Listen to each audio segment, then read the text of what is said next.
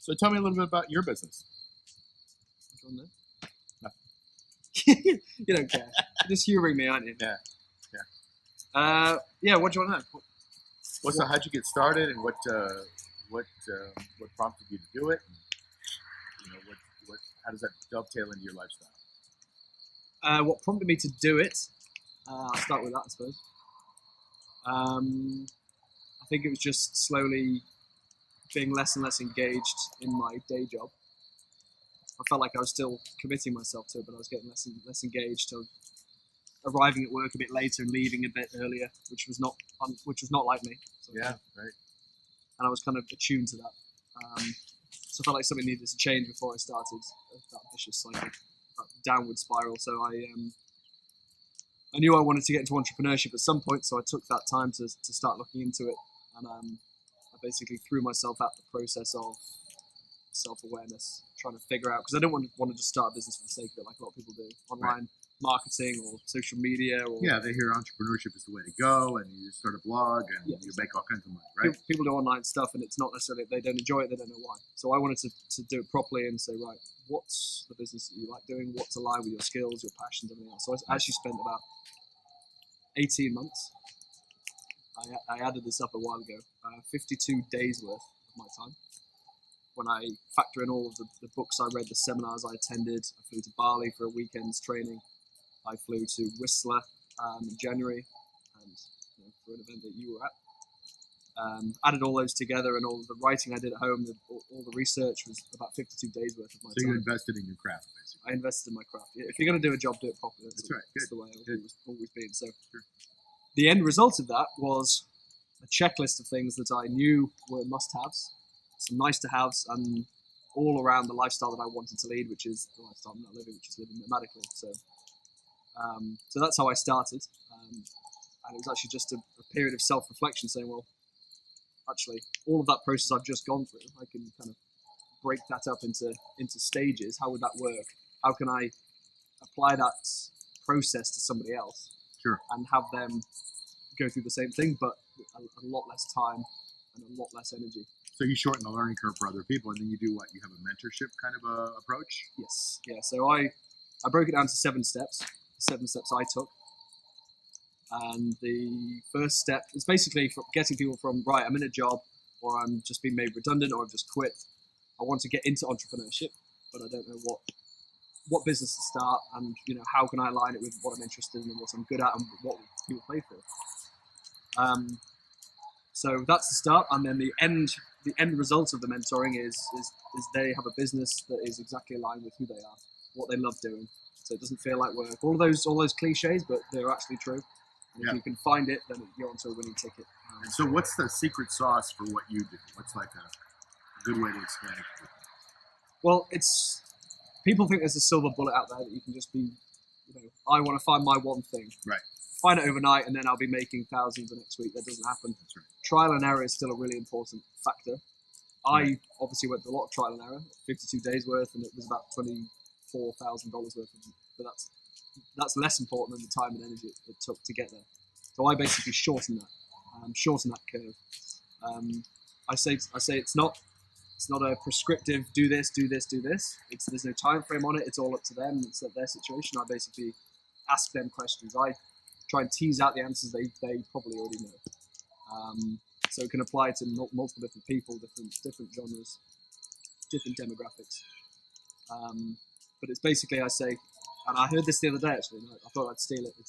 I can't give you a map, but I can give you a compass. So the end destination is somewhere over there. Right. I'm just going to basically eliminate certain jobs, certain types of things, certain careers, certain businesses that won't work based on the tools and resources that we can work through together. Yeah. Say, here's your personality. If you try this, it probably won't work. You're not going to be in your flow state. You're not going to be loving what you're doing. You're not going to be energized by it. So I basically narrow the gap, narrow the boundaries, and speed up that process. Who is your ideal client? Like the ideal person that just needs you, needs what you do, needs your services, and it's obviously worth what people pay to try to attain a lifestyle that is good for them, and maybe if they model you, that kind of thing. But who is really who you're going for?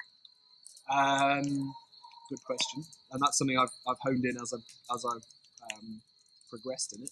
and that's a really important part of any business.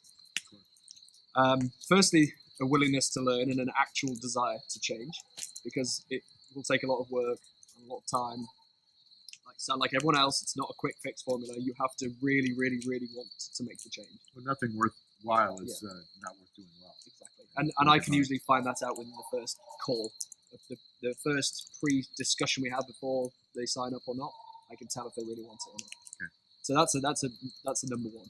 Secondly, they are usually in the position, or nearly all of them in the position, where they're not adding as much value as they think they can do. They think the business, they might be in a business already, or they might be in a career that they are unfulfilled.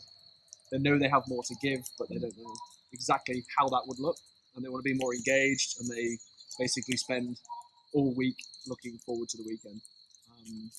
So that's another set. I typically go, no, I won't even say that. My age range of the clients I have at the moment is, 27 to 50, 53? So there's really no specific age range. Somebody that just has an itch, right? Someone that just wants a real itch to add more value to the world and align their lifestyle and align their lifestyle with their work. Right. And when they come home from a day's work, in inverted commas, they feel more energized than when they started. The days start blurring into one. They have as much fun during work as they do over the weekend. Yeah. Because then, isn't that what at the end of the day it's supposed to be? I mean, if you're, to me, I don't work, I play, and it just so happens to be that I get to play and help people make money, and you get to play and help people change their lives. So, exactly. If everybody can find, I always believe everybody's a genius, right? So if you can find your genius, then you're not working anymore. Yeah. You're just playing and you're doing what you love to do, living an epic life.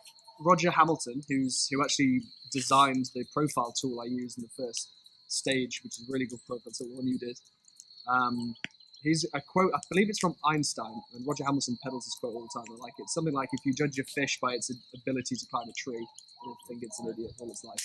Or I paraphrase, messed it up a little bit, but that's basically on those lines. There's a genius within somebody, within everyone, and you've got to uncover it. The biggest hurdle for most people getting into their own businesses is lack of belief, lack of creativity with what kind of business they can start. Yeah. So it's about getting rid of all that shit and get to the good stuff. All right, so if you could break it down, let's just break it down and make it a summary. What do you do? How do you do it? And what are the results you get? Just quick. I help people align their work life around their skills, their passions, and their interests. The end result being that they have a business. They've created a business that's designed around what they're brilliant at and what they love doing.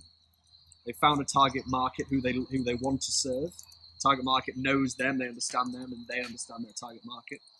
And they've designed the business around the lifestyle they want to lead. Not everyone wants to lead a lifestyle like you and I, where we travel around and do stuff. Other people have families, they're more settled. And so the idea is the business is tailored around that, so to make it as aligned as possible. Right.